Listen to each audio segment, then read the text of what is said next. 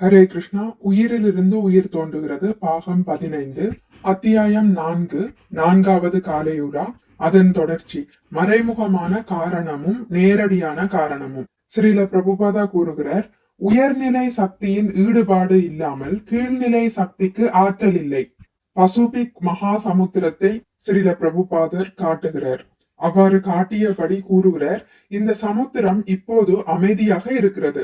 ஆனால் மேல்நிலை சக்தியான காற்றின் உந்துதலினால் அலைகள் தோன்றுகின்றன. மேல்நிலை சக்தியான காற்றின் உதவி இல்லாமல் அலைகள் ஏற்படுவதில்லை. இதேபோல் காற்றுக்கும் மேலான சக்தி, அதற்கும் மேலான சக்தி, அதற்கும் மேலானது என பல நிலைகளில் சக்திகள் உள்ளன. இவ்வாறு பார்த்து கொண்டே போனால் இறுதியில் நாம் கிருஷ்ணரிடம் சென்றடைவோம். இதுவே உண்மையான ஆராய்ச்சி. ரயில் வண்டியின் ஓட்டுநர் அனைத்து ரயில் பெட்டிகளையும் இயக்குவது போல் கிருஷ்ணர் இயற்கையை இயக்குகிறார். ஓட்டுநரால் இயக்கப்படும் என்ஜின் ஒரு பெட்டியை இழுக்க அப்பெட்டி மற்றொன்றை இழுக்கிறது. இவ்வாறாக ரயில் வண்டி முழுவதும் நகர்கிறது. இதே மாதிரியாக இப்பிரபஞ்சத்தின் படைப்பில் கிருஷ்ணர் முதல் உந்துதலை வழங்குகிறார். இந்த உந்துதலின் தொடர்ச்சியாக ஏற்படும் உந்துதல்களால் இப்பிரபஞ்சம் உருப்பெற்று பரிபாலிக்கப்படுகிறது. இது பகவத்கீதையில் 9.10 விளக்கப்பட்டுள்ளது. மயாத்யக்ஷேன பிரகிருதி சூயதேச சராச்சரம். இயற்கையானது என் கட்டளைக்குட்பட்டு அண்ட சராசரங்களை உற்பத்தி செய்கிறது. கிருஷ்ணர் மேலும் கூறுகிறார், சர்வயோனிஷு கௌந்தேய மூர்த்தய சம்பவந்தியா தாஷாம் பிரம்ம மஹத்யோனிர் அகம் பீஜ பிரதபிதா.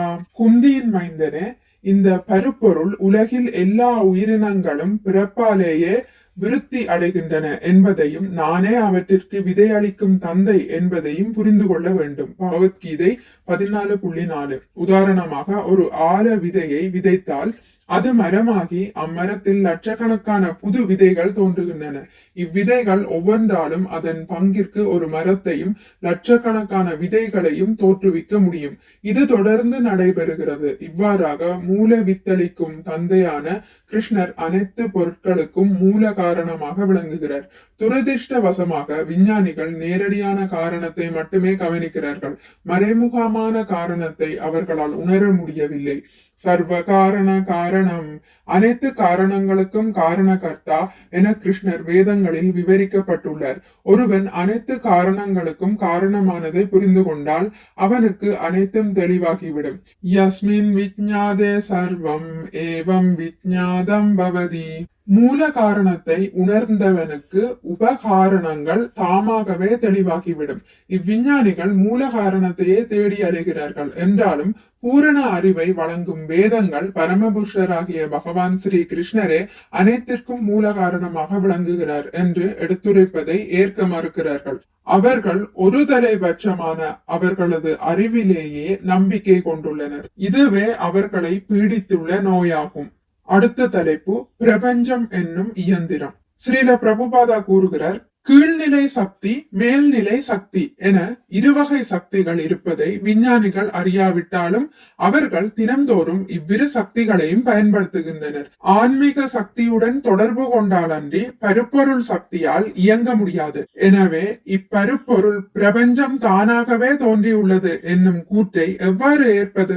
ஒரு சக்தி வாய்ந்த இயந்திரத்தை இயக்க தெரிந்தவன் அதன் விசையை தட்டி இயக்கினால் அன்றி அந்த இயந்திரம் இயங்காது. ஓட்டுநர் இல்லாமல் நேர்த்தியான கேடிலாக் கார் மட்டும் இருந்து என்ன பயன்? இதுபோல் இப்பருப்பொருள் பிரபஞ்சமும் ஒரு இயந்திரமே. பற்பல பாகங்களை கொண்ட பெரிய இயந்திரத்தை பார்க்கும் போது மனிதர்கள் வியப்படைகிறார்கள். ஆனால் வியக்கத்தகு இந்த இயந்திரத்தை இயக்க அதனை இயக்க தெரிந்த ஒருவர் தேவை என்பதை அறிவுள்ளவர்கள் மட்டுமே அறிவார்கள். இவற்றுள் எது முக்கியமானது? இயந்திரமா, இயக்குபவரா? இயக்குபவரே நமக்கு முக்கியம். அதேபோல் பருப்பொருள் இயந்திரமான இப்பிரபஞ்சம் நமக்கு முக்கியமல்ல, அதனை இயக்குபவரே நமக்கு முக்கியம். அந்த இயக்குபவர் ஸ்ரீ கிருஷ்ணரே ஆவார். கிருஷ்ணர் தான் இயக்குபவர் என்பதை நான் எப்படி அறிவது என நீங்கள் கேட்கலாம். எனவேதான் கிருஷ்ணர் கூறுகிறார், மயாத்யக்ஷேன பிரகிருதி சூயதேச சராசரம். எனது கட்டளைக்குட்பட்டே பிரபஞ்சம் முழுவதும் இயங்குகிறது. பகவத்கீதை 9.10. இப்பிரபஞ்சம் மறைமுகமாக கிருஷ்ணரால் இயக்கப்படவில்லை என்று நீங்கள் கூறினால் அது எவ்வாறு இயங்குகிறது என்பதை நீங்கள் நிரூபிக்க வேண்டும். இல்லையேல் எனது நிரூபணத்தை நீங்கள் ஏற்றுக்கொள்ள வேண்டும். ஹரே கிருஷ்ணா. இத்துடன் முடித்துக் கொள்கிறேன். இனி அடுத்த பதிவில் அத்தியாயம் 5 ஐந்தாவது காலை உலா என்பதை பற்றி வாசிக்கலாம். மிக்க நன்றி. ஹரே கிருஷ்ணா. உங்களுக்கு இந்த வீடியோ பிடித்திருந்தால் லைக் பண்ணுங்கள், ஷேர் பண்ணுங்கள், சப்ஸ்கிரைப் பண்ணுங்கள். நோட்டிபிகேஷன் பெல்லை அழுத்துவதன் மூலம் அடுத்த பதிவுகள் உங்களை வந்தடையும். பகவான் ஸ்ரீ கிருஷ்ணரை பற்றி கேட்டு மகிழ்வோம். ஹரே கிருஷ்ணா.